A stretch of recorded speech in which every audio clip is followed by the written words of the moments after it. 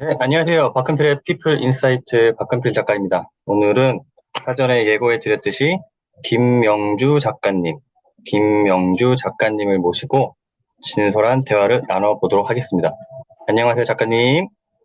네, 안녕하세요. 네, 만나서 반갑습니다. 네, 우선은, 피플 인사이트 시청자분들에게 자기소개 좀 부탁드릴게요. 네, 안녕하세요. 저는 서울의 방일지라는 에세이를 출간한 김명주 작가라고 합니다. 일단은 이 책이 저한테는 첫 번째 책이었기 때문에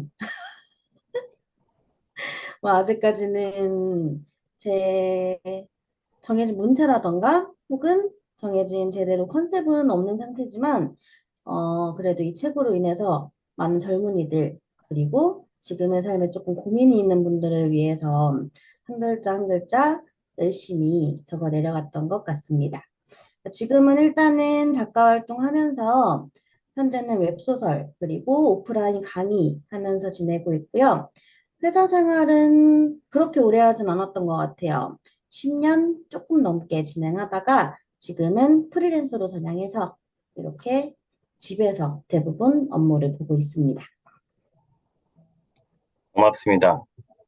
소개 잘 해주셨고요. 제가 조금 더 보충을 해드리면은 도서 서울해방일지 저자이시고 빠르지 않아도 괜찮다는 걸, 서울이 아니어도 충분하다는 걸 저희 일상과 기록으로 증명해 보이려고 합니다라고 이제 문구를 남기신 거를 받고, 이 서울해방일지 작가님 소개에 적혀 있는 거를 일부 시청자분들에게 좀 알려드리면, 수도권 본사에 소속되어 6년간 서울과 지방을 오가며 일했고 퇴사를 계기로 진정한 삶의 중심이 어디인지 스스로에게 묻게 되었다.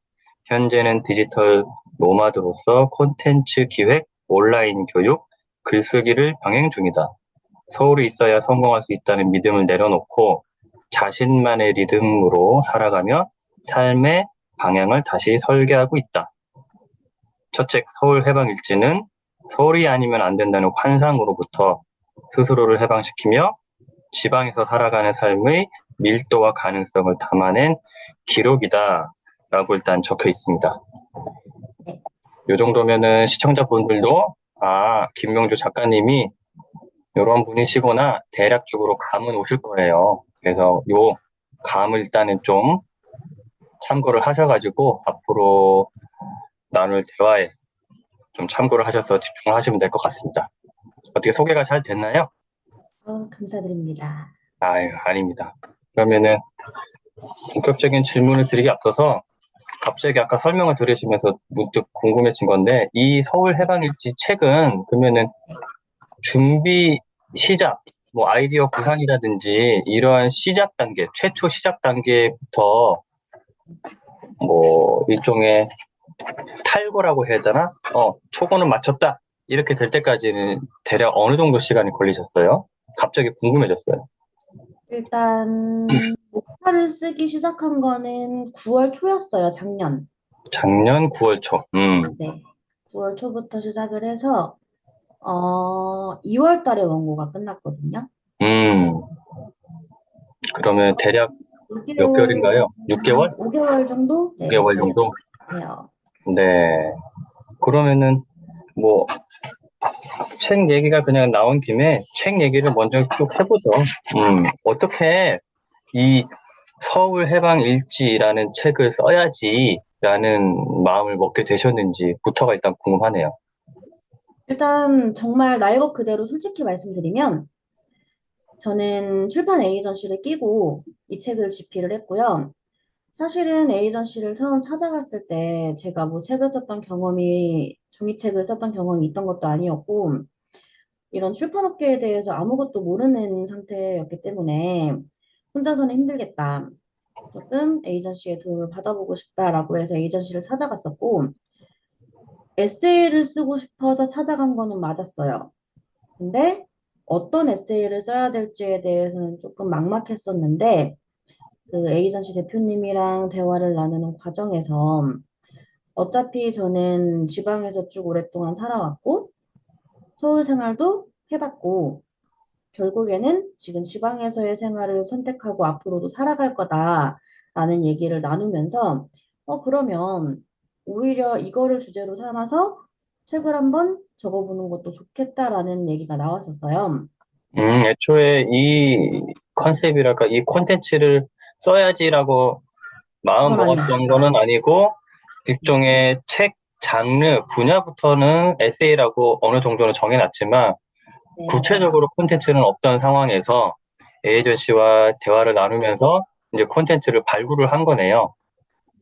네, 그리고 그때 이제 제가 그 얘기를 듣고 검색을 많이 해봤어요. 음, 근데 안 그래도 이때 마침 지방 소멸이나 이런 부분에 대한 기사가 한참 많이 터져 나올 시기였었고, 책을 쓰는데 길게 잡아서 1년이 걸린다고 쳐도 이 문제는 쉽게 해결될 수 있는 문제가 아니겠다. 그래서 충분히 주제로 잡을만 하겠다라는 생각이 들어서 그때부터 바로 결심하고 바로 목차 쓰고 초고를 써내려갔던 것 같아요. 그러면은 또 궁금증이 든 게, 예를 들어 어쨌든 서울 해방 또는 뭐 지방에서의 삶, 어떤 지방 라이프 스타일, 뭐 이런 화제라고 해야 되나 화두라고 해야 되나 이런 주제에 대해서 예컨대 평소에 1도 관심이 만약에 없었다고 하면은 좀 뭐랄까 부담감이 되거나 내가 평소에 전혀 생각을 해보지 않은 주제인데 과연 내가 이 책을 잘 쓸 수 있을까? 잘 소화해낼 수 있을까? 잘 풀어낼 수 있을까? 담아낼 수 있을까? 이러한 고민이나 염려가 되었을 것 같아요. 만약에 그렇지 않고 평소에 조금이든 많이든 이러한 주제에 대해서 다행히 내가 생각을 가끔씩이라도 했어, 또는 자주 했어, 이러면은 부담감이 적거나 자신감이 있거나 그랬을 수 있는데, 뭐 어느 쪽에 혹시 속하셨나요? 반반이었던 것 같아요. 왜냐면 제가 뭐 이런 정치나 사회적인 문제에 사실 그렇게까지 크게 관심이 있던 편은 아니었어요. 근데 이런 생각은 했었던 것 같아요.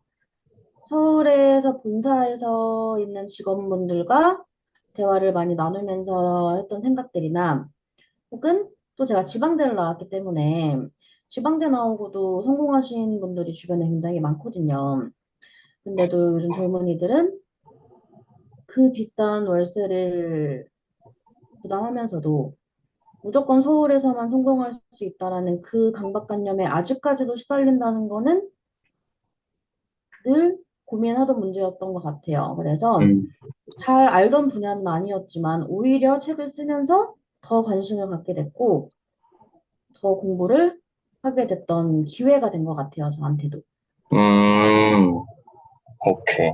그러면은 계속 뭐 꼬리에 꼬리를 무는 건데, 서울에서 이런 거 좋아요. 그러니까 뭐 준비된 질문을 드리는 것보다 하나의 질문에 대해서 계속 이제 파생되는 거죠. 그러면은 이제 작가님 기준에서 봤을 때 어쨌든 서울에서 지내다가 지방으로 만약이 아니고 가셨잖아요. 예, 그러면은 그렇게 가게 된 뭐 계기랄까 또는 뭐 결심이랄까 그 배경이 궁금하네요. 저는 서울에서 아예 살았던 건 아니었고, 마지막 회사를 입사했을 당시에 3개월 동안 회사 근처에 있는 강남의 오피스텔에서 살았었고, 그리고 한 달에 한 번씩 늘 1박 2일 혹은 3박 3일 혹은 일주일 동안 미팅을 빠짐없이 참석을 하면서 느꼈던 건데, 성향이랑 맞지 않았던 것도 있었어요. 그냥 그렇게 너무 정신없고 바쁘게 돌아가는 도시랑 저랑은 일단은 애초부터 맞지 않았었고, 뭔가 일을 하면서 굉장히 많이 든 생각이 되게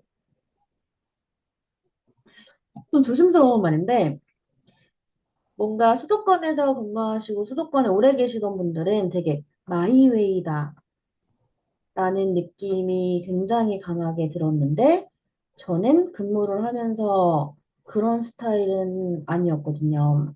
음, 그래서 지방팀이랑 같이 이제 지방 직원들이랑 같이 사무실에서 일하는 시간이 굉장히 많이 행복했었고, 음, 그냥 뭐 서울이 싫다 이런 건 절대 아닌데 꼭 서울이 아니어도 지방에서도 충분히 나답게 나다운 방식으로 살아갈 수 있는데 왜 우리는 서울에만 목을 메고 있어야 되나? 라는 생각이 서울을 갈 때마다 들었던 것 같고, 특히나 또 회사가 강남 한복판에 위치를 하고 있었어요. 그러다 보니까 매일 역까지 왔다 갔다 하는 것도 러시아워도 견딜 수 없었고, 길바닥에 버리는 시간이 되게 아깝다라는 생각을 매번 했었던 것 같아요. 그래서 지방에 왔을 때, 정말 내 집에 왔을 때 마음이 평온했고, 정말 쉬는 것 같았고, 그 짧은 이동 시간이랑 긴 이동 시간의 차이를 매달, 매 시간마다 느끼면서 저는 지방을 택한 것 같아요. 앞으로도 음, 살아갈 겁니다. 음, 그렇군요. 그러면은, 중간에 잠시 양해 말씀 구하면 저희 자녀들이 방학이 시작돼가지고 가끔 자녀의 어떤 소음이 들어갈 수 있어요. 제가 최대한 당부를 해놨는데 방금도 네네. 첫째가 좀 뭔가 고함을 지른 것 같은데 어쨌든 그 소리가 들어갔다면 시청자분들에게 좀 양해 말씀 구하면서 말씀을 이어가면은 그러면은 뭐 너무 좀 진지한 주제로 대화가 이어질 수도 있겠지만은 오늘 워낙 뭐 이런 주제를 다루지 않을 수가 없어요. 왜냐하면 서울 해방일지라는 책 자체가 그러한 일종의 주제를 좀 다루고 있기 때문에. 맞습니다. 그래서 말씀을 이어가면은 그러면은 왜 청년들 뭐 꼭 청년은 아닌 다른 뭐 연령층도 있겠지만은 대표적으로 청년들은 왜 서울, 인서울 내지 좀 더 뭐 넓게 잡아서 경기도 어쨌든 이렇게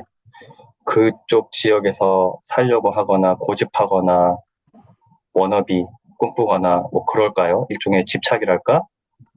가장 뭐 가장 여러 이유가 중요한 있겠지만은 건, 예, 그렇죠. 가장 중요한 거는 대부분의 기업들이 사실은 서울에 몰려 있는 건 너무나도 확실한 사실이고, 인프라도 되게 중요한 역할을 하는 것 같아요. 저는 솔직히 인프라는 이해는 못하는 타입이긴 한데, 뭐 문화생활 혹은 여러 가지 다양한 인프라들을 모든 걸 누리고 살 수는 없다고 생각을 하는 사람이에요. 근데 요즘 젊은이들 같은 경우에는 지방에선 심심해서 할 게 없다. 놀 데도 없고, 뭔가 이런 분도 봤어요. 지방에서 근무를 하면서 주말마다 서울에 가서 놀고 와야 숨통이 트인다. 그런 분들도 계셨고, 일단 청년들이 일단 가장 크게 서울을 갈망하는 이유 중에 하나는 첫 번째는 저는 일자리라고 생각해요. 근데 그것도 다르게 생각해 보면 물론 일자리는 많지만 그만큼 경쟁이 가장 심한 곳도 서울이기 때문에 모든 정답이 서울에만 있지 않다라는 건 저는 꼭 해보셨으면 좋겠어요.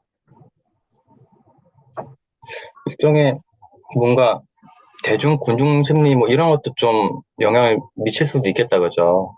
예를 들어서 뭐 내 주위에 뭐 이 친구 저 친구 같은 주위에 다 일단 서울로 가려고 하고 또는 현재 서울에 있거나 그러니까 다들 서울이 좋대. 서울을 일단 가야 한대. 뭐 이러한 뭔가 대세 이런 거를 보거나 느끼거나 하면은 나도 그러한 거에 편승하지 않거나 합류하지 않으면은 안 될 것 같은 뭔가 기분? 그죠? 그런 그렇죠. 이미 심리가 서울이 작용할 것 같아요. 지표라서 예. 남들 다 서울 가야지만 성공할 수 있고 확률이 높다고 하는데 내가 뭐라고 나는 괜찮아 난 지방을 막 이렇게 고수하거나 고집하면은 되게 리스크를 떠안는 느낌이 들 수도 있을 것 같고 그죠? 근데 잊혀지는 기분도 충분히 들겠죠? 맞아요. 음, 근데 작가님 방금 말씀하셨다시피 그냥 맹목적으로 서울 수도권을 가려고 아둥바둥 된다기보다는 그죠? 그 전에 그러면 이게 중요할 것 같네요. 그러니까 단순하게 그냥 두루뭉실하게 어떤 그냥 일자리 이렇게 뭔가 설정을 할 게 아니고 내가 정확히 뭘 하고 싶은지 또는 뭘 해야 되지 또는 앞으로 뭘 하면 좋을지 일종의 뭐 틈새 시장이 될 수도 있고 그러면은 질문을 바꿔가지고 아니, 꼭 서울 아니어서도 지방에서도 뭔가 할 수 있는 건 무엇이 있을지 이러한 뭔가 계속 질문을 해볼 필요가 있겠다, 그죠? 네, 맞아요. 음, 왜 이곳에 살아야 되는지가 첫 번째 질문이 되어야 될 것 같고, 서울이 꿈이 될 수도 있지만, 그 꿈에 대한 정확한 목적이 일단은 정해지는 게 우선인 것 같아요. 예를 들면 저한테 있어서 꿈은 뭐 비싼 집에 살고 뭐 월 몇 천만 원 이상을 벌고 이런 게 꿈이 아니고 저한테 있어서 꿈은 글을 쓰면서 조금 바뀐 타입이기는 한데 그냥 괜찮은 사는데 문제 없는 집에서 내가 좋아하는 일 하면서 이 좋아하는 글쓰기를 다른 사람들한테도 같이 알려주고 나중에 최종적인 목표는 나이 드신 분들과 함께 에세이를 써나가는 작업. 제가 나이가 들었을 때. 그게 제 소박한 꿈이자 목표거든요. 그러면은 그렇게 생각을 해봤을 때 그런 일을 하려면 서울이 아니든 또 어디든 그 일은 충분히 할 수 있는 일인 거잖아요.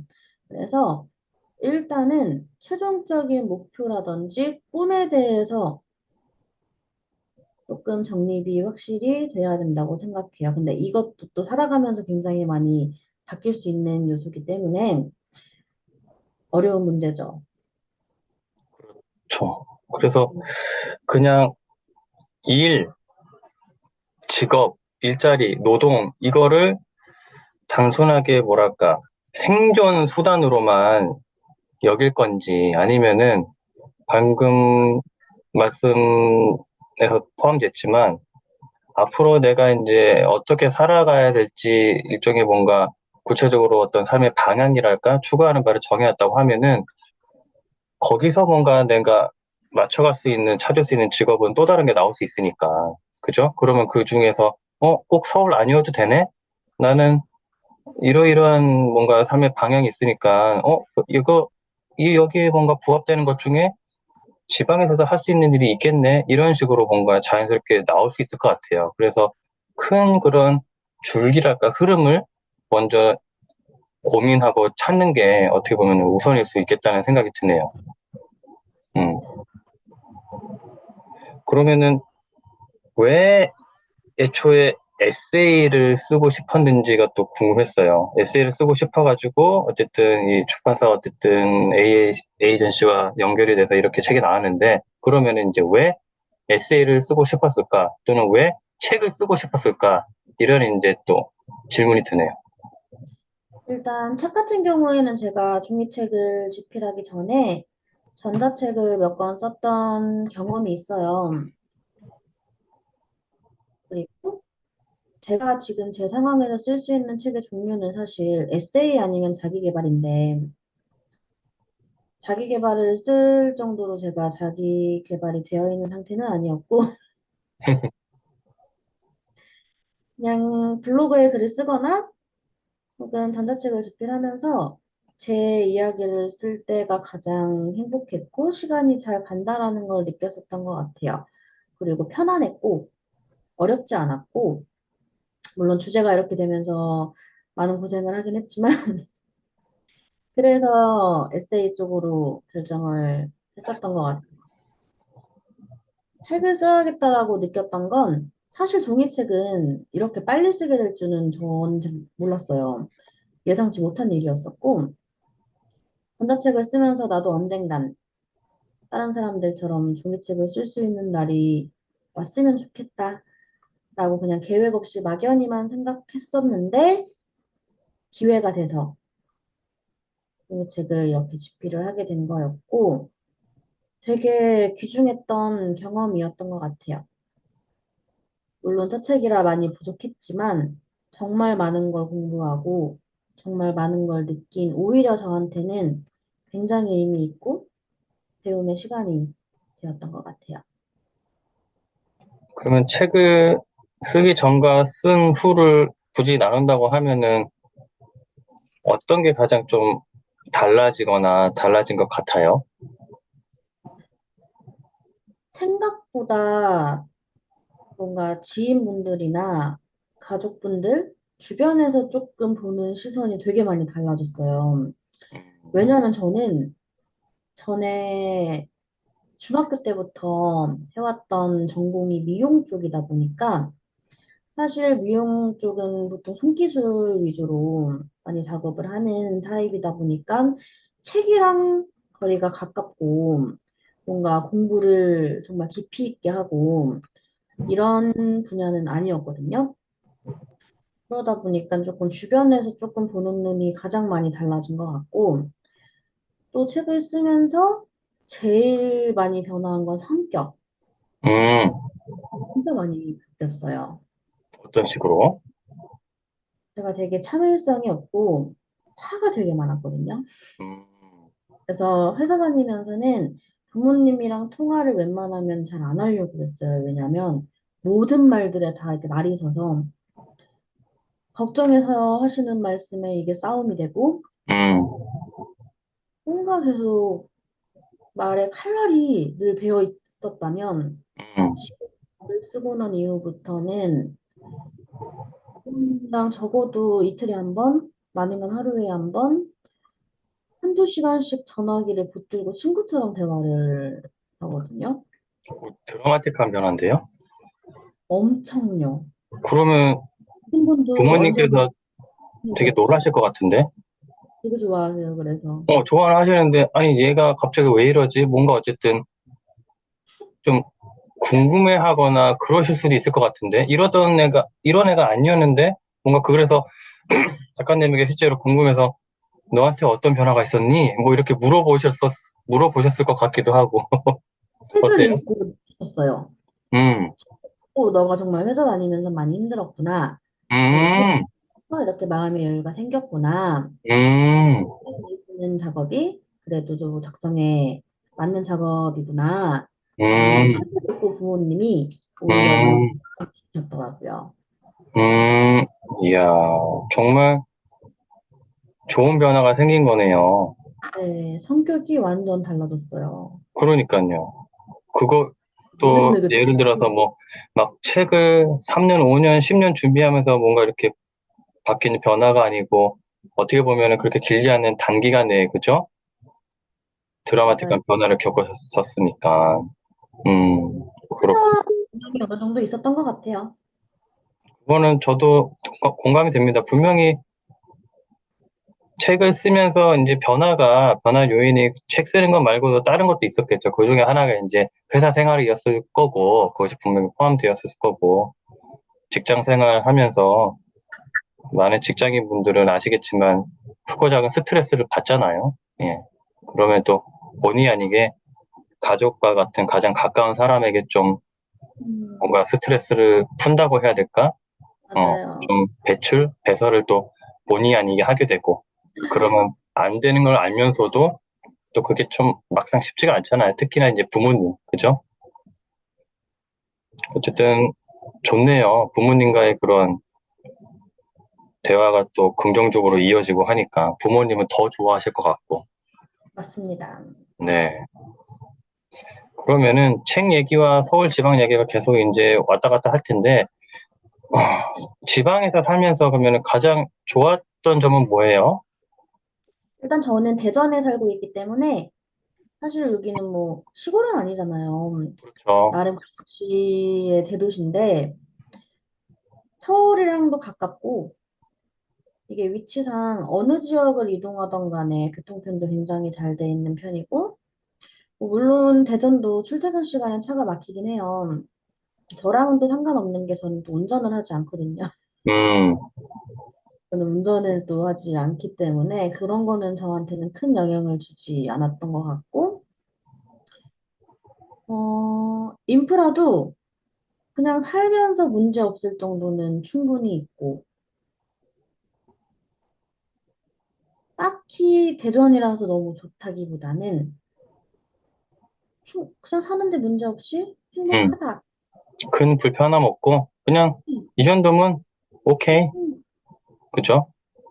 그래요. 음, 대전이 아니라 그동안 살았던 곳들도 그랬어요. 제가 강원도에서도 지내보고 충남에서도 지내보고 했었는데 음, 각각의 지역들마다 장단점은 물론 있었지만 이 지역은 진짜 살기 힘들었다라고 느꼈던 지역은 한 번도 없었던 것 같아요. 음, 그래요. 지방이라고 해서 뭔가 사람들이 일종의 편견이랄까 그런 게 좀 있잖아요. 지방을 그냥 지방마다 다 특색이 다르고 뭔가 인프라가 다를 텐데 그냥 지방이라는 한 단어로 그냥 다 싸잡아서 지방은 뭔가 좀 많이 불편하거나 그죠? 어, 그런 걸로 또 오해하는 오해를 할 수 있는데 결국에는 자기가 직접 짧게라도 경험하고 체험하는 게 중요할 것 같아요. 그죠? 그래야지, 내가 예상했던 거, 뭐 예를 들면 이런 게 좋을 것 같은데 알고 보니까 좀 불편하고 반대로 이러이러한 게 불편할 것 같은데 막상 지내보니까 괜찮네. 뭐 이런 거. 예를 들면 또 지금 떠오른 거 이런 거죠. 제주도가 그렇게 살기 좋대. 사람들이. 제주도 많이 간대. 나 그럼 제주도 살아야지 하면서 아무런 뭐 준비라든지 경험 없이 그냥 무작정 그냥 이사를 가는데 알고 보니까 나하고 너무 안 맞아. 그죠? 그럴 수 있으니까. 그래서 뭐 일주일이든 한 달이든 뭐 제주 살기 이런 것도 있는 거잖아요. 그죠? 여러 이유 중에. 어, 지내보니까 괜찮네? 이러면 사는 거고. 막상 일주일 한 달 살아보니까, 나랑 안 맞네. 뭐가 불편하거나, 그러면 또 다시 한번 고려를 해봐야 되는 거고. 맞아요. 결국에는 어느 지방이 됐건, 무작정 뭔가 선택 결정을 한다기보다는 짧게라도 경험을 하는 건 또 어떨까 싶긴 합니다. 그죠? 저는 제일 놀랬던 게 일단은 사회 초년생부터 저는 늘 혼자 지냈거든요. 자취 경험이 굉장히 긴데 항상 지방에 있었으니까 지방은 사실 월세 30에서 50만 원 정도면 정말 살기 괜찮은 원룸, 투룸 충분히 얻을 수 있는데 그렇죠. 강남에서 제가 3개월 동안 지냈던 오피스텔 월세가 120만 원이었어요. 음, 물론 회사에서 지원을 해주긴 했었지만 그러면 금액 차이가 굉장히 많이 나는데 불구하고 시설과 향수는 정말 코딱지만 했고 음, 사실 회사에서 퇴근하고 가장 오랜 시간을 보내는 공간이 집인데 그 집의 컨디션도 저는 또 되게 중요하다고 생각을 하는데 그 월세 차이에서 굉장히 많이 놀랐었고 음. 그것도 저한테는 꽤나 큰 부분으로 작용했던 것 같아요. 정말 회사 다음으로 가장 오래 있는 공간이 집인데 그 집이 들어가고 싶지 않은 곳이 되면은 그죠? 그럼 음, 얼마나 불편하고 불행하고 그래요. 그죠? 음, 서울은, 나중에 좀 하면 되지. 나중에도 물론 청년들한테는 필요하지만 음, 그럼에도 불구하고 음, 빨리 싶음 음. 정말 너무너무 도가 지나친 지경이라고 생각합니다. 맞습니다. 저도 뭐 서울에서 막 살아본 경험이 있진 않지만 보고 듣는 걸 토대로 말씀을 드리면 정말 가히 살인적이잖아요. 그죠? 그런 물가라고 해야 되나, 그죠? 참 어렵습니다. 그래서 굳이 그러한 거를 좀 떠안으면서 압박감에 시달리면서 서울을 고수하는 것보다는 계속 말씀드리지만은 서울 근처라든지 좀 더 떨어진 곳에라도 충분히 일자리는 내가 찾으려면 찾을 수 있는 거니까. 음, 그럼요. 네. 그러면 이런 생각을 드는 청년들도 있을 것 같아요. 내가 좋아 지방에 살려고 하는데 하필이면은 회사가 서울에만 있어. 이쪽엔 없고 내가 꼭 하고 싶은 일이 있거나 직장이 있는데 이런 경우는 참 어렵잖아요. 그죠? 그럼 이럴 때는 창업을 해야 되나? 이런 뭔가 고민을 하는 사람들도 있을 것 같고, 뭐 이러한 뭔가 현실적인 어려움에 좀 부닥친 청년들에게는 어떤 조언을 할 수 있을까요? 저는 개인적으로 제 책으로 인해서 뭔가 내가 하고 싶은 전공이 혹은 내가 다니고 싶은 회사가 서울에 있는데도 불구하고 지방으로 눈을 돌리라는 말씀은 절대 아니에요.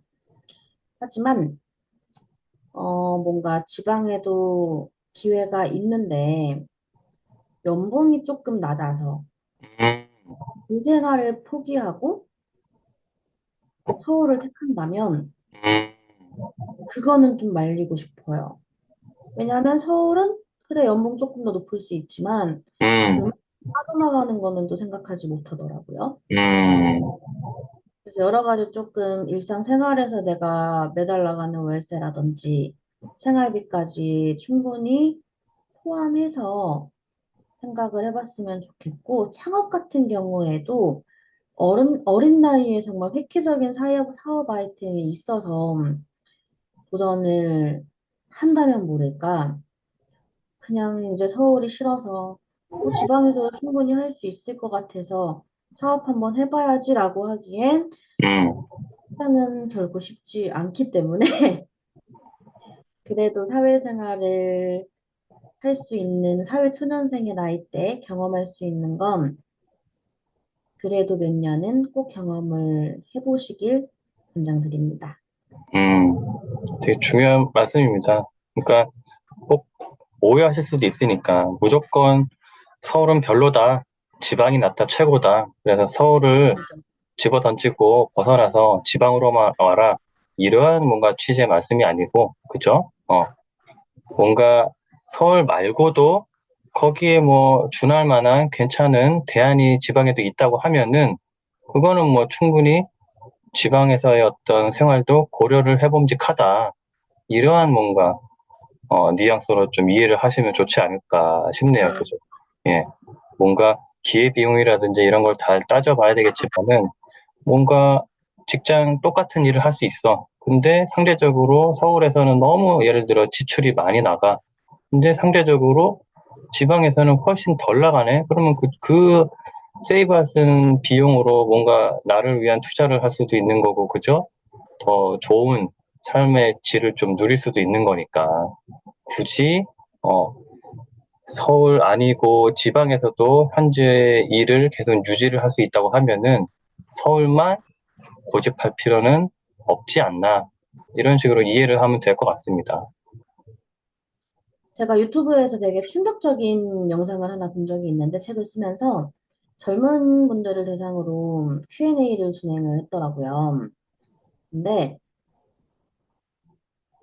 서울에 있는 중소기업 대 지방에 있는 대기업 둘 다 합격을 했을 경우에 음, 어디를 갈 것이냐 음, 라는 청년들한테 던졌을 때 음, 과반수 이상이 서울에 있는 중소기업을 간다고 하더라고요.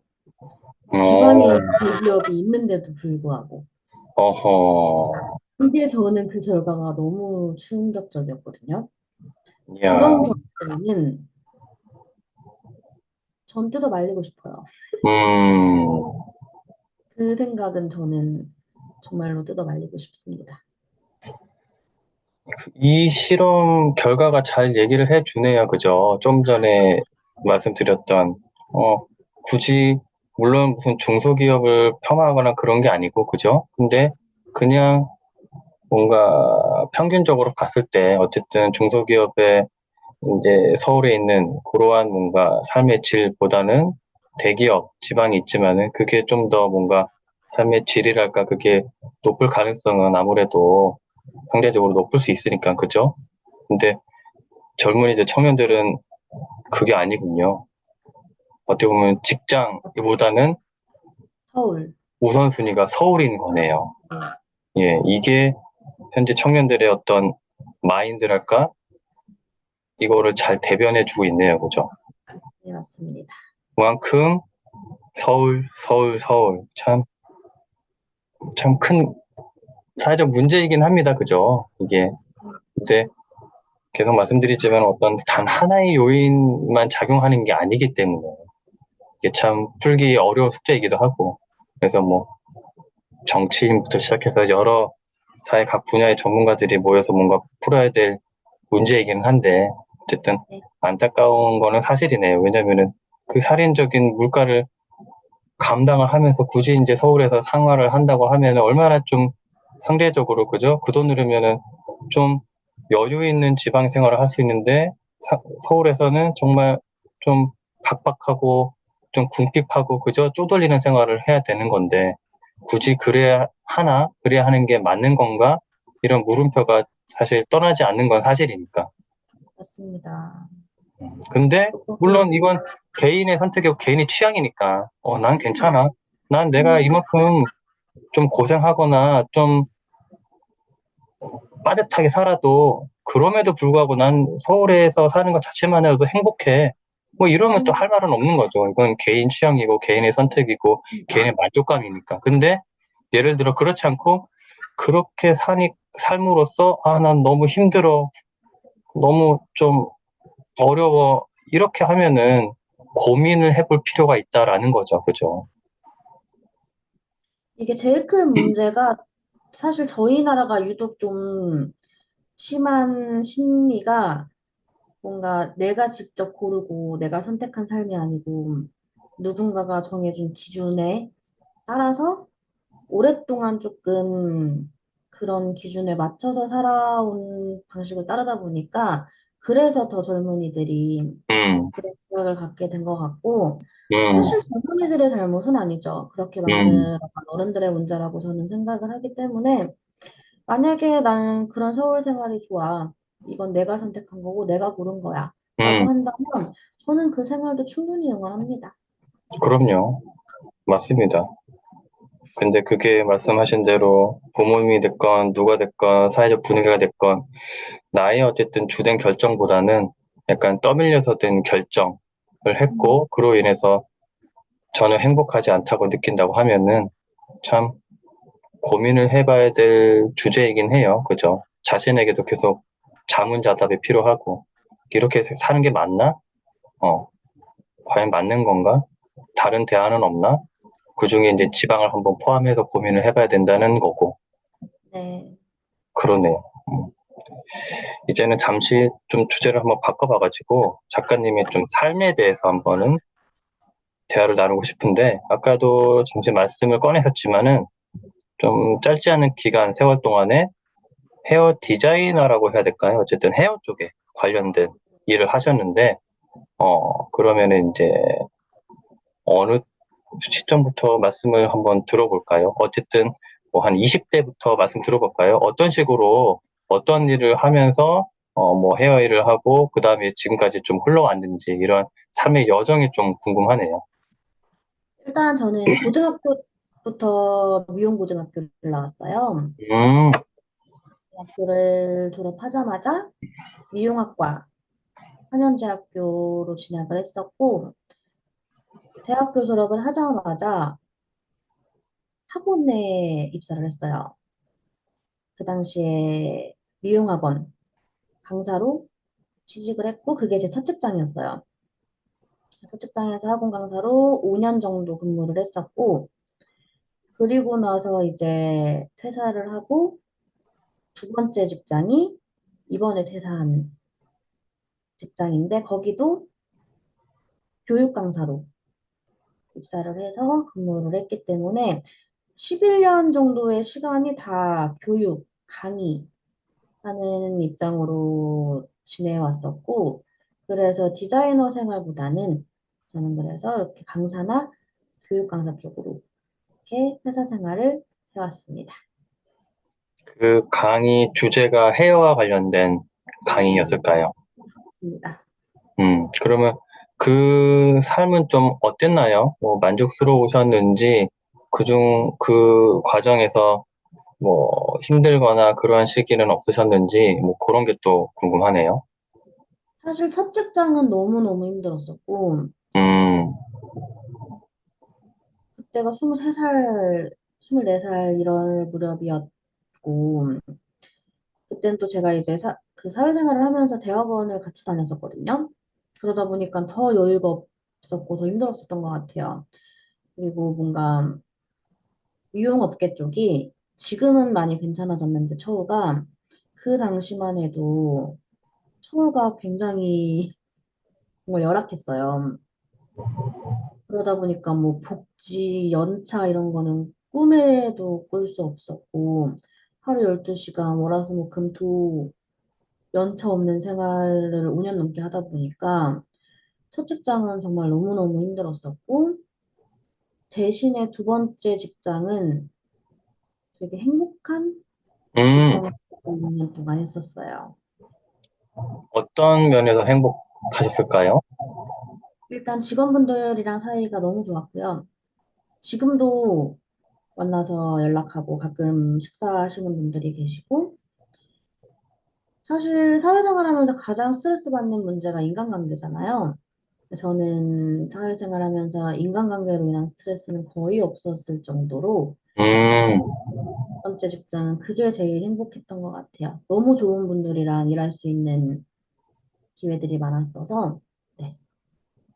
그러면은 미용업계에서 여러 분야가 있겠지만 그 중에서 또 강의 쪽 교육에 몸 담으셨는데 그거는 본인이 뭔가 원해서 그렇게 그 길을 선택하신 걸까요? 예를 들어 난 이쪽에 맞아요. 재능이 있어.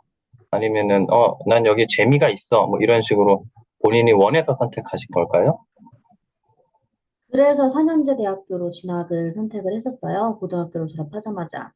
네, 보통 미용업계에 종사하시는 분들이 사실 고등학교 졸업하자마자 바로 취업을 하시거든요. 근데 저 같은 경우에는 사실 교육 쪽으로 가고 싶어서 음, 취업을 하지 않고 대학교 진학을 선택을 했던 건데, 그러다 보니까 자연스레 그런 회사에 원서를 넣게 되고, 그쪽으로 발걸음을 돌렸던 것 같아요. 그러면 수많은 뭔가 제자라고 해야 되나 어쨌든 가르친 그런 수강생 분이 계셨을 것 같은데 뭐 그런 분들 중에서 특히 뭐 기억에 남거나 그런 뭐 분 아니면 일화 이런 게 있을까요? 어때요? 아는데, 음, 가장 기억에 남는 분이 딱 두 분 계세요. 음, 연세가 되게 많으시거든요. 두 분 다 지금 공무원 음, 생활 오래 하신 분들인데, 한 분은 이제 정년 퇴임을 하셨고, 또 다른 한 분은 내년에 정년 퇴임을 앞두고 계시는데, 그분들이 어느 날 갑자기 학원을 찾아오셔서 헤어 음, 자격 따고 싶다고 음, 하시고요. 근데 남자분들이셨어요. 음, 그래서 저희 아버지 뻘 되시는 분들이 이제 자격증을 따겠다고 찾아오셔서 상담을 먼저 진행을 해드렸는데 물었죠. 왜 헤어 자격증이 따고 싶으시냐. 직업도 좋으신데. 근데 그분들이 하시는 말씀이 봉사를 하고 싶다. 아, 미용봉사를 다니고 싶다. 그래서 어, 자격증을 따야 한다. 라고 하셨. 음, 사실 헤어 자격증이 국가 자격증이고 여자분들도 따기가 힘들어요. 음, 그래서 그분들이 따는데 시간이 좀 오래 걸렸어요. 다른 분들보다. 음, 그때도 결국 따셨고, 어, 저번 달에도 저한테 카톡으로 사진이 왔거든요. 음, 서울에서 미용 봉사를 하시는 사진이 왔더라고요. 음, 다 뭐 선생님 덕분이다. 어, 공무원 시험을 합격했을 때보다 미용사 자격증 합격했을 때가 더 의미 있는 시간이었다라고 아직도 그렇게 말씀을 해주시는 나이 많은 제자분들 두 분이 이야, 기억에 남습니다. 갑자기 닭살이 돋는데, 야, 얼마나 좀 마음이 좀 뿌듯하셨을까 싶네요. 그죠? 맞아요. 야, 세상에 참 그런 좋은 분들이 많으세요, 사실. 그죠? 뉴스에는 매일 안 좋은 뉴스, 안 좋은 사람들 얘기만 나오지만은 그것만 뉴스만 보는 사람들은 세상에는 온통 나쁜 사람만 가득한 걸로 오해할 수도 있지만 지난번에도 뭐 이런 내용 말씀드린 것 같은데 그냥 그건 뉴스이기 때문에 그런 사건, 그런 사람들을 다루는 거고 정말 좋은 분들이 사실 더 많아요. 그죠?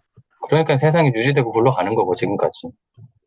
저도 그분들이랑 대화를 하면서 되게 많이 느낀 게 책도 이번에 나왔을 때 음, 직접 음, 봤었거든요. 두 분한테는 꼭 드리고 싶어서. 음, 저도 또 이제 대화하면서 많이 배운 게 대전역을 제가 진짜 많이 가거든요.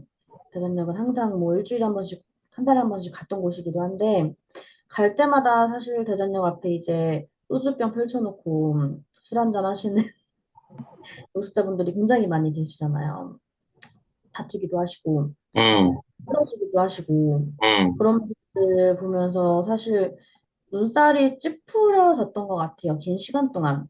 음, 알고 보니까 그분들이 그렇게 딴 자격증으로 음, 여기 와서 봉사도 하셨더라고요. 음, 그 얘기를 들으면서 나는 저분들을 보면서 눈살을 찌푸렸는데 음, 나로 인해 자격증을 딴 저분들은 오히려 그분들을 보듬어주고 음, 봉사를 하고 계셨구나 음. 라는 생각이 들면서 저도 되게 많이 자신을 조금 되돌아보고 많이 배웠던 것 같아요. 야, 말씀을 들으면서 저도 반성을 하게 되네요. 저도 물론 뭐 10번 중에 한두 번이야, 뭐 불쌍하다 내지 측은지심 같은 게 들었겠지만 대다수는 눈살을 찌푸리거나 좀 기피하거나 그죠? 그런 시기였지. 그런 분들에게 뭔가 봉사 이런 단어조차 생각해 본 적이 없는 것 같은데 참, 나이 많은 제자분에게 배우는 선생님이네요. 그죠? 맞아요. 예. 그래서 저는 아까 전에 왜 배우고 싶으세요 했을 때 당연히 먼저 떠오른 게 이제 제2의 뭐 직업 음, 뭐 은퇴 후에 이제 이걸로 맞아요. 좀 약간의 먹고 살려고요. 한번 이걸로 좀 경제적으로 좀 보탬이 되려고요. 라는 답변을 하실 줄 알았는데 두 분 다 봉사라는 말씀을 하셨다니 참 뭔가 음, 따뜻하고 훈훈한 대화이면서 많은 생각을 좀 하게 하는 그리고 녹화 끝나고서도 저도 좀 생각을 해봐야 될 부분인 것 같습니다. 반성도 하고 아니면은 반성만으로 그치지 않고 나는 뭘 할 수 있겠나 해야 되나 이런 생각을 좀 해봐야겠네요. 시청자분들도 뭐 거창한 뭔가 나눔, 베품, 봉사 이런 건 아니더라도 자기가 할 수 있는 수준에서 범위 내에서 뭘 어려운 사람에게 도와줄 수 있는 건 없을까 한번 고민을 한번 해보시는 시간을 가져보는 게 어떨까 싶네요. 네, 이번 참에. 네. 그래서 이제 다음 질문으로 짧게 넘어가면은 그렇게 사회생활, 직장 생활에서 큰 어려움 없었고, 인간관계에서도 큰 트러블이 없었고, 정말 행복하다 싶을 정도로 뭔가 직장 생활의 만족도가 높았는데, 그럼 퇴사를 하신 거잖아요. 그죠? 네. 예, 그럼 이제 그 지점이 또 궁금하네요. 어떻게 그러한 어려운 결정이 있을 것 같은데.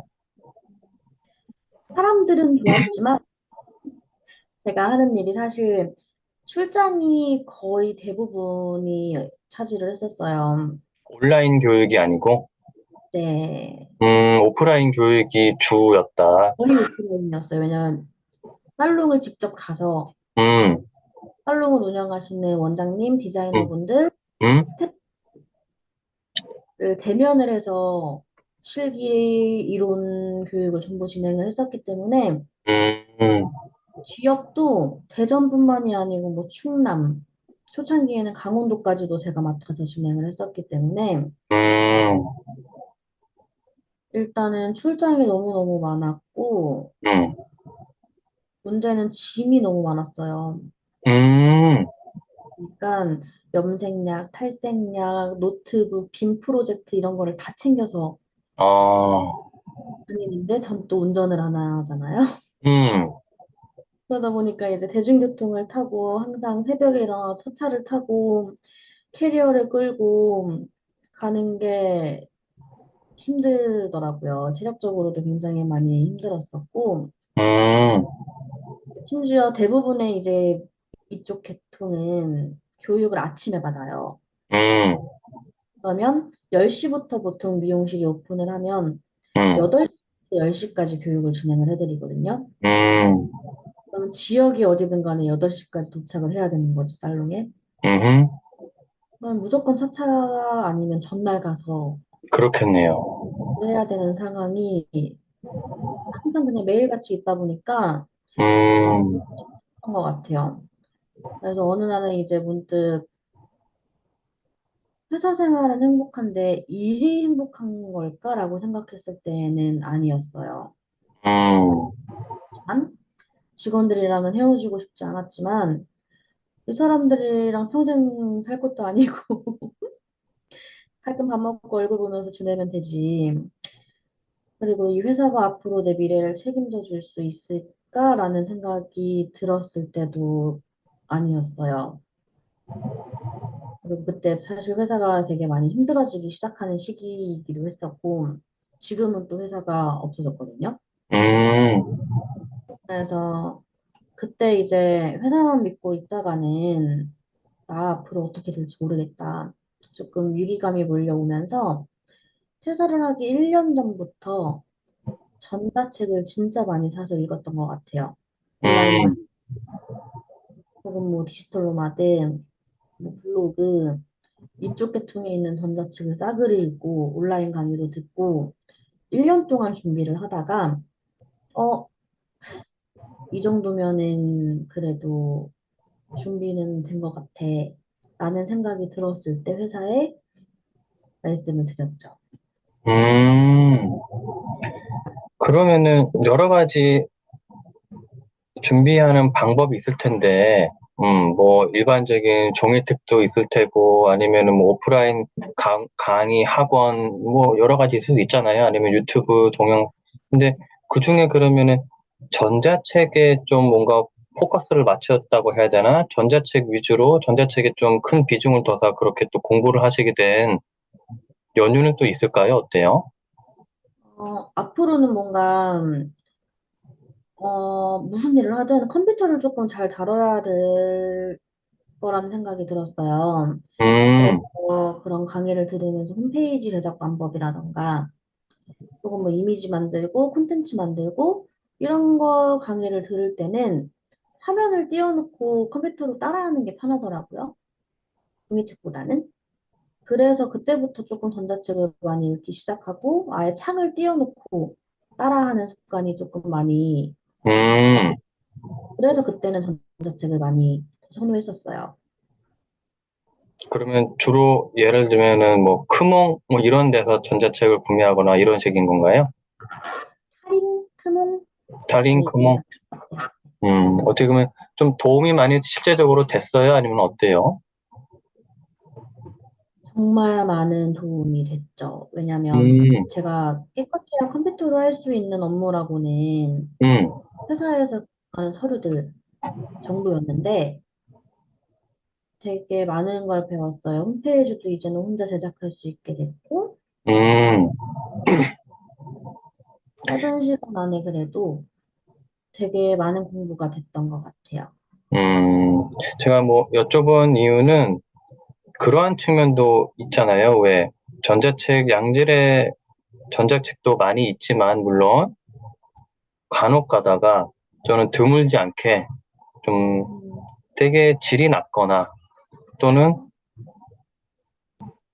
질에 비해서 터무니없는 가격이 책정되어 있거나 전자책은 보통은 개인이 판매자가 그냥 가격을 정할 수 있으니까 그래서 야 이게 뭐 예를 들어 10만 원짜리라고 이게 20만 원짜리라고 그러니까 그래서 소위 말해서 야 완전 속았네 뭐 이러한 음, 전자책도 분명히 존재한단 말이에요.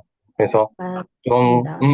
전자책을 예를 들어 뭐 소수 몇 개만 이제 보고 공부하신 게 아니고 좀 많이 만약에 보셨다고 하면은 아 이러이러한 경험도 있었어요 사실 뭐 이런 또 경험담이 또 궁금해서 왜냐하면 요즘 뭐라 전자책을 쓰시는 분 쓰려고 하는 분 이런 분도 전자책에 대한 관심도가 높긴 하지만 역으로 전자책을 구매하고 뭔가 전자책을 통해서 지금 작가님처럼 공부를 한번 해봐야지라고 생각하시는 분도 계시니까 그런 작가님의 경험담이 또 궁금해졌어요. 일단은 뭐 예를 들어 저처럼 홈페이지 제작 방법이랑 그 해외 구매 대행 위주로 많이 책을 읽었었는데 실패한 책들이 생각보다 되게 많았었어요. 여기서 실패라고 하면 가격 대비해서 음, 이건 좀 너무 비싼데? 내용에 아, 그러니까 비해. 작가님의 선택의 실패네요. 초이스에. 네네네. 음, 음, 음. 그래서 조금 많은 책들에 돈을 쓰면서 느낀 건, 네. 어, 생각보다 유튜브 동영상이 더 도움이 되는 것들이 또 있더라고요. 음, 그래서 전자책은 그냥 서브로 도움을 주는 정도로만 생각을 하고, 온라인 강의랑 같이 병행을 해서 들을 수 있는 사이트들이 요즘 또 많이 있거든요. 아까 얘기했던 뭐 타링이라든지 클래스 101 이런 사이트들 위주로 먼저 살펴보시는 걸 권장을 드리고, 개인이 홈페이지를 파서 정말 터무니없는 가격에 전자책을 올리는 건 저도 사실 그 사업을 했었어요. 초창기에. 근데 그거는 정말 말씀대로 부르는 게 가격이잖아요. 미리 보기 기능도 존재하지 않고 그러다 보니까 그런 책들은 조금 신중하게 읽어보시기를 권장을 드리고 아무리 전자책이어도 페이지 수가 30페이지도 안 되는 책들이 있어요. 간혹 가다가. 저는 뭐 페이지 수가 중요하다고 생각하진 않지만 그래도 최소한 금액을 받고 판매하는 책이라면 저는 페이지 수도 조금은 꼼꼼히 살펴보시길 권장을 드리고 전자책은 또 띄어쓰기라든지 글씨체, 글씨 크기, 문단 이런 것도 다 작가가 알아서 조절을 하기 때문에 사실 한 페이지에 몇 글자 안 되거든요. 종이책에 비해서. 그런 것들도 조금 꼼꼼하게 체크를 해보시면 훨씬 더 실패 확률이 적고 웬만하면 미리 보기가 가능한 몇 페이지라도 읽어볼 수 있는 그런 사이트에서 구매하시는 걸 권장드립니다. 그러면은 연장선인데, 탈린 클래스 101 이쪽에 뭔가 영상 강의랄까, 클래스랄까, 이쪽에 대한 뭐 만족도는 좀 어떠셨어요? 좋았어요. 음, 거기서는 저, 뭐 크게 실패하거나 좀 이거 너무하다 싶은 거는 별로 없었고. 네, 왜냐면 저는 거기에서 이제 해외 구매 대행에 대한 공부를 하고 실제로 사업자를 내고 구매 대행을 했었어요. 퇴사하자마자. 저는 되게 만족스러웠어요. 음, 그렇군요. 시청자분들도 어쨌든 이런 거를 뭔가 이용을 하실 계획이 있으시다고 하면은 잘 참고를 하시면 될 것 같네요. 예. 그러면은 그렇게 퇴사를 하시고 이제 소위 말한 디지털 노마드, 어쨌든 어디 직장에 소속되어서 막 매일 출퇴근을 해야 되거나 이런 얽매인 삶이 아니고 디지털 노마드가 어떻게 보면은 가장 좋은 점 중에 하나가 말 그대로 내 노트북 하나만 있으면 언제 어디서든 작업을 할 수 있는 거잖아요. 이러한 삶을 하게 되신 건데, 이러한 삶은 살아보시니까 좀 어떤가요? 어때요? 일단은 다시는 회사로는 돌아가지 못할 것 같고 돌아갈 생각도 없지만 다시는 회사로 돌아가지 못할 것 같고 조금 중요한 건 생각보다 준비가 잘 되어 있어야 된다. 라는 거는 너무나도 분명한 사실인 것 같고, 저 같은 경우에는 사실 퇴사를 하고 해외 구매 대행을 하다가 오프라인 가게 쪽으로 또 빠진 케이스였거든요. 근데 이제 5월 달부터 책이 출간이 되고 나서 그때부터는 이제 오프라인 강의를 잠깐 스탑을 하고, 왜냐면 원고 집필 마무리를 조금 서두르면서 남는 시간에 웹소설을 쓰기 시작을 했어요. 음, 이게 또 신기한 게 글을 조금 그래도 쓰던 사람이다 보니까 너무 재밌더라고요. 웹소설을 쓰는 행위가, 음. 사실 종이책보다 더 시간이 어떻게 가는지 모를 정도로 어, 일어나면 컴퓨터부터 켜고 싶을 정도로 막 지금도 넘쳐 흐르는 거네요. 네. 그러다 보니까 그렇게 즐기면서 하는 일이 결과도 좋더라고요. 음, 그래서 지금은 웹소설 두 작품 계약해서 집필하고 있고, 앞으로도 웹소설 쪽으로 조금 중점을 많이 둬서 작업을 진행할 예정이에요. 그래서 음, 생각지 못했던 길이었는데, 이렇게 또 글이랑 연결이 돼서 생각지도 못한 뜻밖의 기회를 또 발견할 수도 있다라는 걸 꼭 말씀을 드리고 싶어요. 그러면은 웹소설은 또 어떻게 그러면 쓰기 시작하게 되셨는지가 궁금하네요. 뭐 누구의 제안을 받아서 아니면은 주위에 쓰니까 나도 한번 해봤는 건지 어떠한 이유에서 시작을 하시게 되셨나요? 제가 2월 달에 투고를 했어요. 2월 달에 이제 최종 원고까지 다 끝내놓고 투고를 했는데 출판사랑 연결이 4월 달에 됐어요. 2달 동안이 사실 심적으로 제일 많이 힘들었던 기간이었거든요. 마음에 드는 출판사는 만나지 못하고 원고는 허공에 붕 뜬 것 같고 아무것도 하기 싫더라고요, 그때. 그래서 컴퓨터를 한 일주일 넘게 아예 키지 않았었던 것 같아요, 그때. 그 이야, 시, 컴퓨터를 일주일 동안 안 킨다? 물론 아무, 요즘 스마트폰을 워낙 더 많이 하긴 하지만 글 쓰는 사람이라고 또 치면은 일주일 동안 컴퓨터를 안 키는 거는 정말 엄청난 일인데, 그죠? 없어요.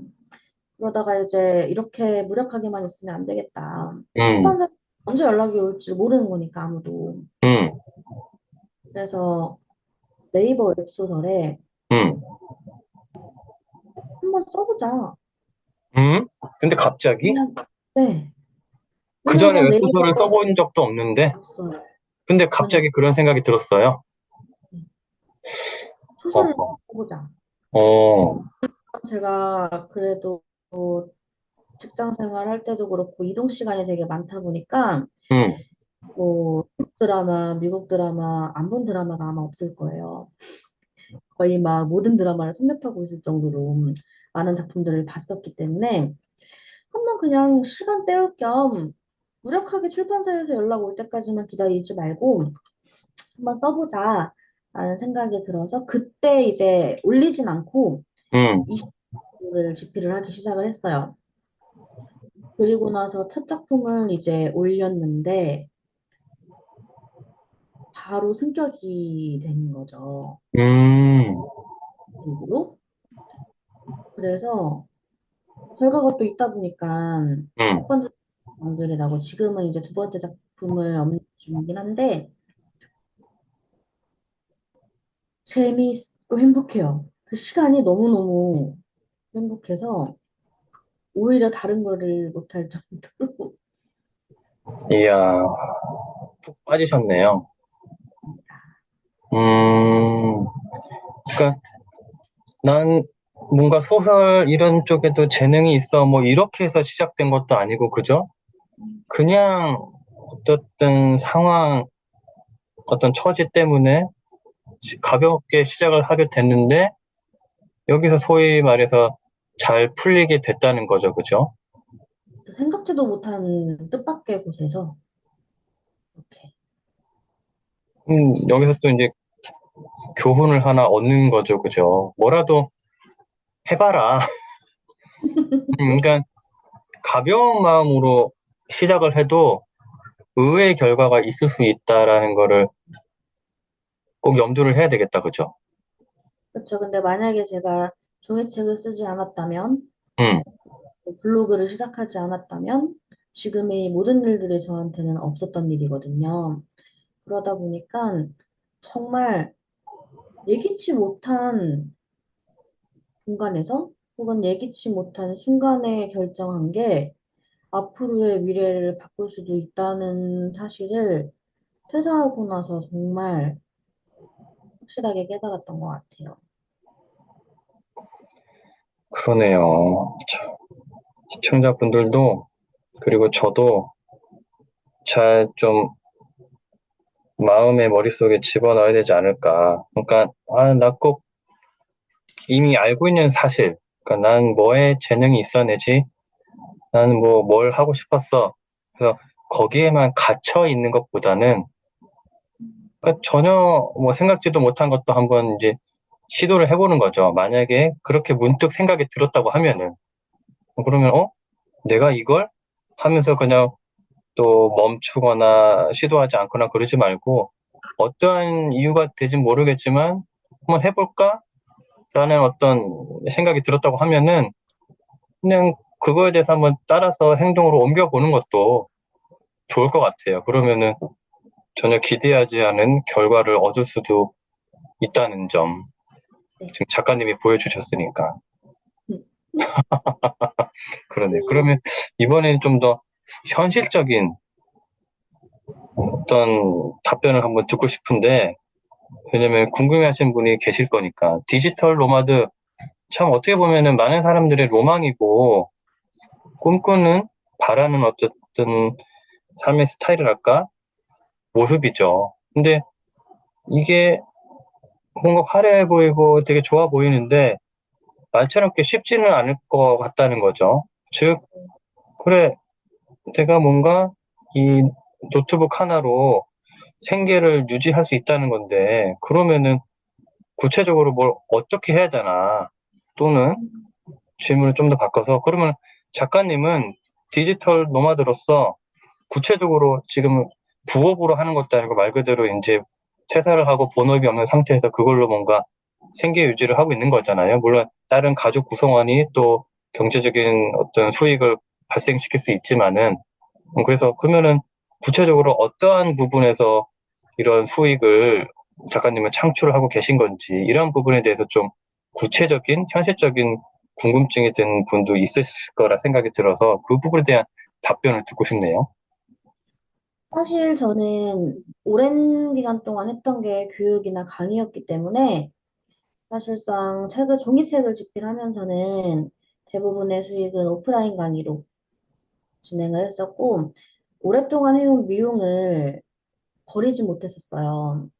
왜냐하면 뭐 이미지 메이킹이라든지, 혹은 뭐 셀프 미용이라든지, 이런 강의를 또 많이들 찾아주시다 보니까 그런 걸로 조금 수입을 얻으면서 종이책을 집필을 했었고, 이제 마지막 원고 탈고를 하면서 오프라인 강의를 잠깐 지금은 중단을 한 상태잖아요. 그러다 보니까 사실 지금은 이제의 웹소설 출판사랑 두 작품을 계약을 해서 뭐 엄청난 수입이 들어오고 있지는 않지만 지금은 그래서 이제 웹소설로 틀어진 단계이기 때문에 네, 지금은 조금 시작 단계라서 뭐라고 말씀드리긴 애매하지만 디지털 노마드라는 걸 제가 그래도 시작을 해봤기 때문에 오프라인 강의를 할 수 있는 영역이 넓어진 거는 사실이었어요.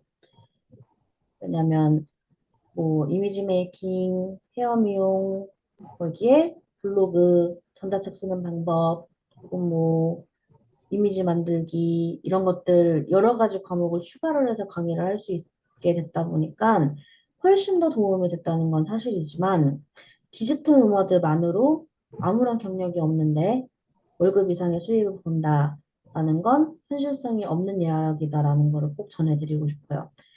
사실은 뭐, 나 그럼 오늘부터 유튜브 시작해야지. 혹은 뭐, 아프리카 TV 뭐 BJ를 해야 되겠다. 이런 것들도 사실 이런 분들도 다 디지털 노마드의 영역에 속하는 거잖아요. 이미 너무나도 포화 상태고, 지금 새롭게 뛰어들어서 이걸로 월급 이상의 수입을 창출한다는 건 사실상 정말 너무나도 희박한 확률이기 때문에 초반에는 내가 그동안 가지고 있던 경력이라든지 내가 사회에서 배웠던 것들을 조금 같이 연결해서 수입을 창출할 수 있는 방법을 찾아보시는 게 저는 우선이라고 생각을 해요. 그렇지 않고 무모하게 도전하기에는 생활이 너무 힘드니까 충분한 준비 기간은 음, 반드시 있다고 생각을 합니다.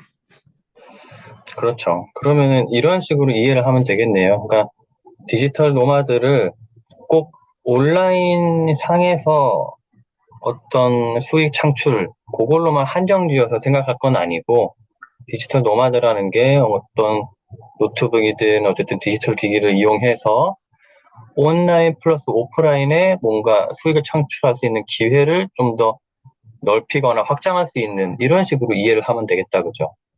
네.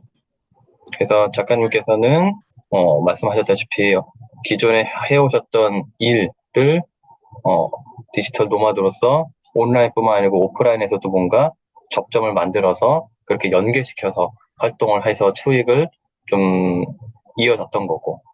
네. 그리고 그거는 이제 회사가 아니다 보니까 음, 제가 원하는 시간에 원하는 강의처에서 선택을 해서 음, 이용을 할 수 있다 보니까 훨씬 더 시간적인 여유도 많고, 그러네요.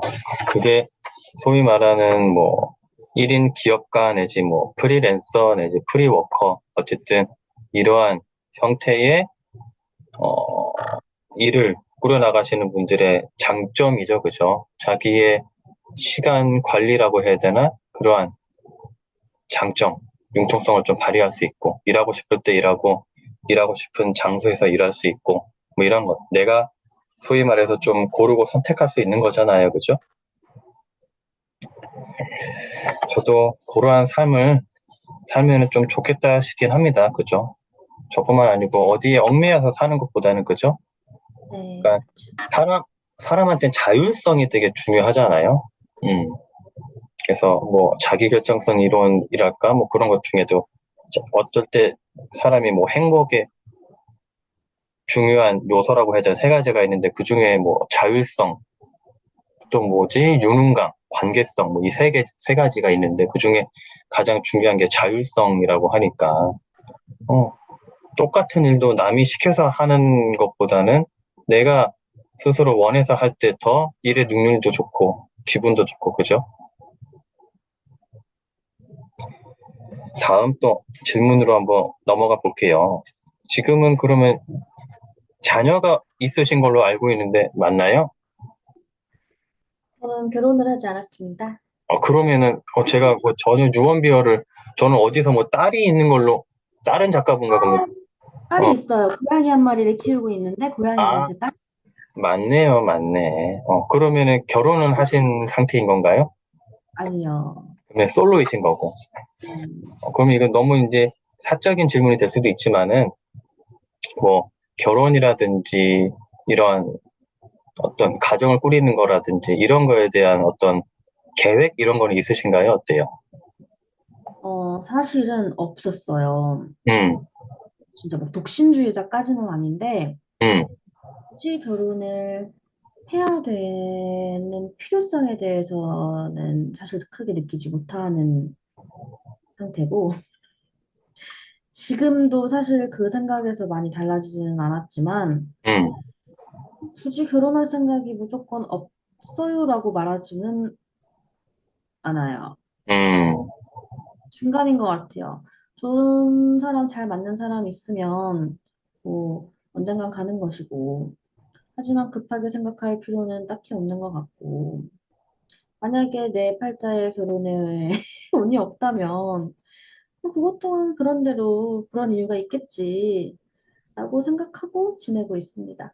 음. 이걸 여쭤본 거는 딴 게 아니고 이런 생각이 들어서 만약에 정말 나한테 맞는 남자를 만났어.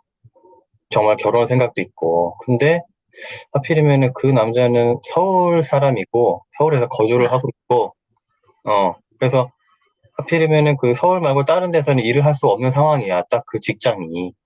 음, 그래서 결혼을 하면은 따로 살거나 아니면은 내가 서울로 가야 되는 상황이야. 근데 음. 너무 이 남자를 사랑해. 이런 경우에는 어떤 선택을 하실지가 궁금해져가지고, 문득. 저는 사실 이제는 서울에 있어도 상관없는 일을 하고 있기 때문에 음, 저한테는 뭐 크게 상관없는 일인 것 같아요. 그거는. 음, 제주도 사람이든 서울 사람이든 음, 사람이든 그렇군요. 그러한 또 궁금증이 문득 들었습니다. 그러면은, 현재 어쨌든 직장에 소속되어서 일을 하는 게 아니고 혼자로서 이제 일을 하시는 거잖아요. 그 아까 전에 잠시 뭐 말씀을 나눴지만은 장점 위주로 말씀을 나눴는데, 이러한 점은 좀 힘들었다, 힘들다, 후회가 된 적이 있다. 그래도 회사에서 좀 버틸 걸. 뭐 이러한 생각이 든 시기가 있었다든지, 그런 일이 있었다든지, 그런 건 없으셨나요? 후회했던 적은 없어요. 음, 뭔가, 심적으로 힘들었던 적은 음, 사람들을 너무 좋아했다 보니까, 음, 이제 뭐, 아침마다 같이 커피 마셨던 시간, 저는 또 회식을 되게 좋아했거든요. 음, 다들 뭐 회식은 뭐 업무의 연장이다, 회식이 싫다라고 얘기하지만, 저는 회식도 되게 즐겁게 좋아했던 조금 특이한 케이스였고, 근데 직장 동료가 되게 마음에 들고 좋으면, 관계가 좋으면, 당연히 회식도 어, 그렇게 이제 선호될 것 같아요. 이제는 이제 혼자 있으니까 음, 커피 한 잔을 마셔도 전처럼 맛이 없고, 어, 그리고 사람들 속에 파묻혀서 일을 하다가 혼자 있게 되니까 그 어느 날 조금 눈물이 나거나 힘들었던 적은 있었던 것 같아요. 음, 외롭다?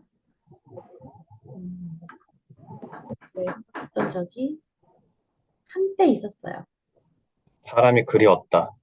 음, 갑자기 그러면, 너무 달라지니까 음, 그럼 이런 감정이나 심리는 없었어요? 일종의 불안감이죠. 어쨌든 회사는 따박따박 월급이라는 게 나오니까. 근데 이러한 프리랜서잖아요. 이러한, 생활 같은 경우에는 수입이 일정하지 않으니까 거기서 오는 뭔가 불안감이라든지 이런 거는 없으셨는지. 불안하지 않았다면은 그거는 거짓말이죠. 음, 거짓말이고 하루에도 수십 번씩 불안했었던 것 같아요. 초창기에는 되게 불안했었고, 근데 오히려 그 불안이 저를 더 많이 밀어붙였던 것 같고, 저는 또, 나 오늘 갑자기 퇴사할 거야 라고 퇴사한 게 아니었고, 1년여의 준비 기간을 충분히 두고 퇴사를 했고, 그리고 또 이제 회사를 또 1년 다니고 그만둔 게 아니었기 때문에 퇴직금도 사실 큰 도움이 됐었고, 또 그게 적금으로 들어가지 못한 건 슬프지만, 그래도 조금 버틸 수 있는데 큰 힘이 됐었던 것 같아요. 그리고 오히려 불안하지 않았다면 이것저것 시도해보지 못했을 것 같아요. 불안했기 때문에 이것도 해보고 저것도 해보고 이렇게 할 수 있는 기회가 만들어지지 않았나라고 생각이 듭니다. 네. 여기서 저도 두 가지 정도를 시청자분들에게도 강조를 드리고 싶은데 되게 중요한 내용이라서 첫 번째는 제 이번 세 번째 책이죠. 8월쯤에 나올 예정인데 거기에도 이제 실은 내용인데 무조건 배수해진을 치고 올인을 해야 되는 게 옳은 건 아니다.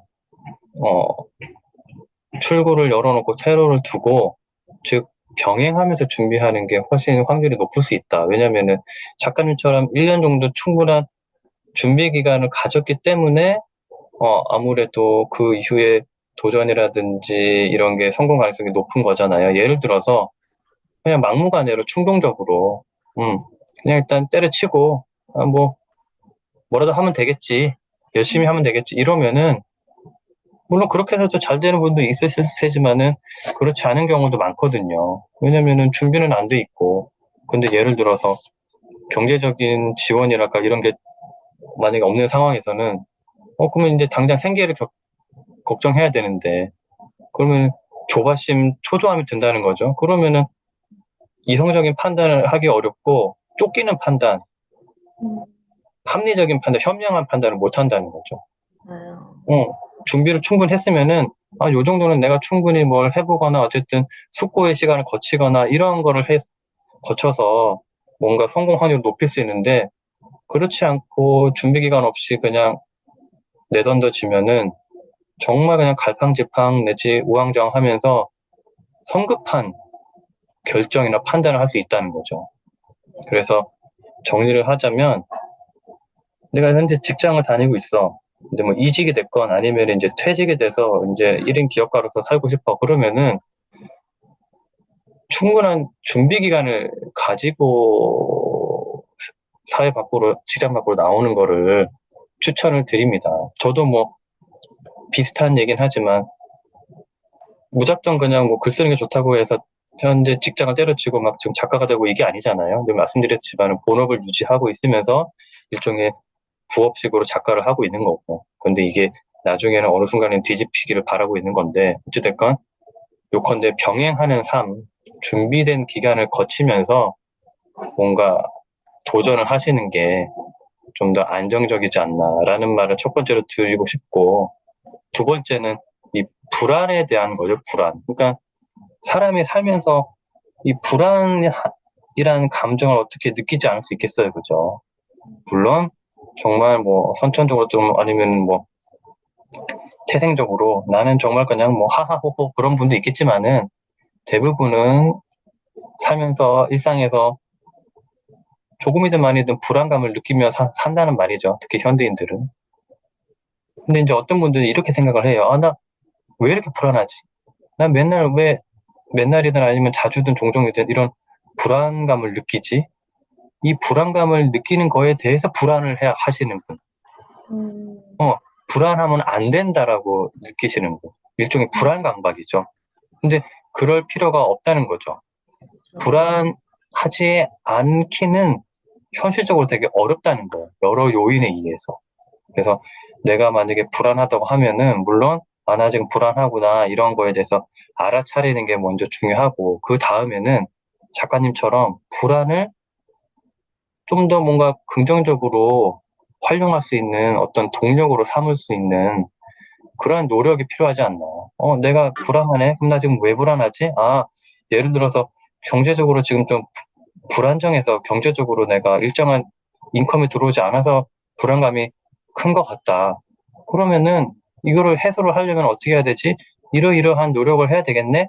이런 식으로 뭔가 건설적이고 생산적이고 이성적으로 이제 접근을 하면 된다는 거죠. 그냥 불안하다고 해서 하나 불안해. 나 왜 불안하지? 그럼 계속 불안을 낳고 더 불안은 점점 더 커지는 거죠. 그렇게 하지 말고 온전히 그냥 일단은 불안하다는 걸 알아차리고 그 다음에 왜 불안한지에 대해서 자세히 들여다보고 해결을 하려고 노력하거나 아니면 해결까지는 아니더라도 이거를 뭐 어떤 식으로 이용을 하거나 좀 접근을 해볼까 이런 식으로 좀 생각을 해보는 게 중요하지 않을까라는 생각이 들었어요. 네, 맞습니다. 뭔가 불안함이 높을 때 저희한테 필요한 건 안정감이잖아요. 안정감은 절대 외부적인 요소에서 주어지지 않는 것 같아요. 그래서, 맞습니다. 내가 어쨌든 뭐 중심을 잘 잡고 어쨌든 뭔가 그리고 내가 처한 상황에 대해서 잘 인지를 하고 알아차리는 게 가장 먼저 좀 선행이 되어야 될 것 같아요. 작가님과 좀 말씀 나누다 보니까 벌써 시간 마무리할 시간 돼버렸네요. 거의 뭐 1시간 반이 돼버려서 무슨 질문을 좀 했는지도 지금 기억은 안 나는데 얼추 뭐 질문지 중에서는 질문은 다 드린 것 같고 중요한 것들은 마지막 공식 질문 한 3가지 정도를 드리면서 마무리를 지으면 될 것 같아요. 예. 김명주 작가님에게 행복이란 뭘까요? 행복, 그냥 앞으로 사는 시간 동안 뭔가 남한테 피해주지 않고, 그냥 김명주라는 사람은 그래도 괜찮은 사람이었어. 라는 얘기를 듣는 삶이라면 꽤 잘 살아온 인생, 행복한 삶이라고 생각합니다. 음, 저도 뭐 비슷한 생각을 갖고 있기 때문에 괜찮은 사람, 좋은 사람, 따뜻한 사람이었어. 이런 말을 듣고 싶은 사람 중에 한 명이라서 공감이 되네요. 다음 남은 2가지 질문 드리기 전에 아까 이 질문을 드린다는 게 깜빡했는데 어쨌든 첫 번째 이 서울 해방일지라는 저서 네. 종이책이 나왔는데 최근에 그러면은 웹소설은 조금 전에 말씀을 하셨고 이후에 계속 이런 종이책을 출간하실 계획은 있으신 건가요? 어때요? 일단 두 번째 종이책 주제는 생각을 해놓은 상태고, 지금 이 서울의 방일지도 저한테는 너무나도 중요한 책이기 때문에, 일단은 이거랑 관련된 강의 자료도 지금 같이 만들어 나가고 있어요. 근데 일단은 제가 생각하기에 이 책은 지방에 있는 많은 지자체에서 찾아줘야 되는 책이라는 생각이 들다 보니까 지금은 또 웹소설 쓰고 나머지 시간에는 전국을 돌아다니면서 책에 대한 소개를 또 하고 있습니다. 음, 그래서 이제 두 번째 책 준비도 관련된 주제로 아마 나오지 않을까. 음. 어쨌든 앞으로 이게 종이책 출간이 요거 한 권으로 끝날 거는 아니고 계속 어쨌든 출간을 이어나가실 계획이 있으신 거다, 그죠? 합니다. 그와 아울러서 웹소설도 꾸준히 쓰실 예정이신 거고. 입니다. 그러면 결국 작가의 삶이네요, 그죠? 그렇게 됐네요. 이 네. 정도만 해석이 그렇게 됐네요. 그러면 강연가, 교육가, 플러스 작가, 이 세 가지 캐릭터가 주 캐릭터라고 보면 되겠다, 그죠? 네. 그럼 여기서 가장 비중을 두고 싶거나 내지 가장 애정하는 캐릭터랄까 정체성은 뭘까요? 고- 고- 지금은 음, 저도 조금 혼란스러워요. 음, 왜냐면 강의를 할 때는 그 시간이 너무 행복하거든요. 네, 근데 또 웹소설을 쓸 때는 또 그 시간이 너무 행복해요. 음, 그래서 지금은 저도 아직은 음. 사실 뭐 작가가 된 지 얼마 되지 않은 새내기 작가다 보니까 저도 지금은 작가로서의 제 정체성을 찾아가는 시기인 것 같아요.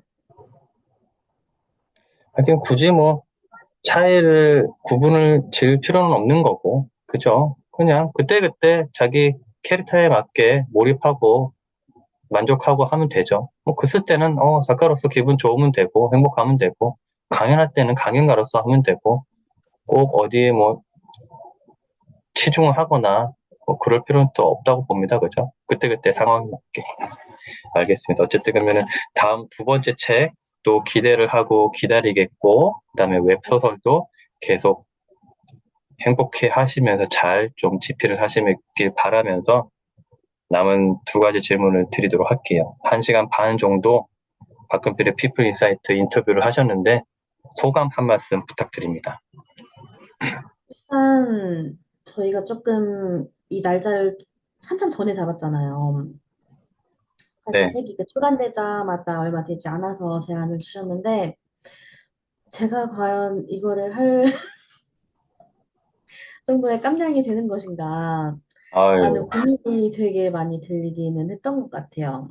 음, 왜냐면 어떤 질문을 하실지도 잘 모르다 보니까 조금 떨리긴 했는데 그래도 조금 인터뷰 내용들 정리하면서 그동안 또 잊고 지내던 그냥 당연하다고 여겼던 제 하루하루 삶에 대해서 되돌아볼 수 있는 너무 좋은 시간이었고 사실 작가라는 타이틀 단지 얼마 되지 않았기 때문에 아직도 조금은 뭔가 저도 적응을 해나가고 있지만 그럼에도 불구하고 저는 제가 원하는 인생을 지금 충분히 살아가고 있기 때문에 그래서 또 이런 좋은 기회가 찾아오지 않았나 싶어서 작가님께 일단 감사드리고 아유, 너무 소중한 시간이었습니다. 시간 가는 줄 몰랐어요, 진짜.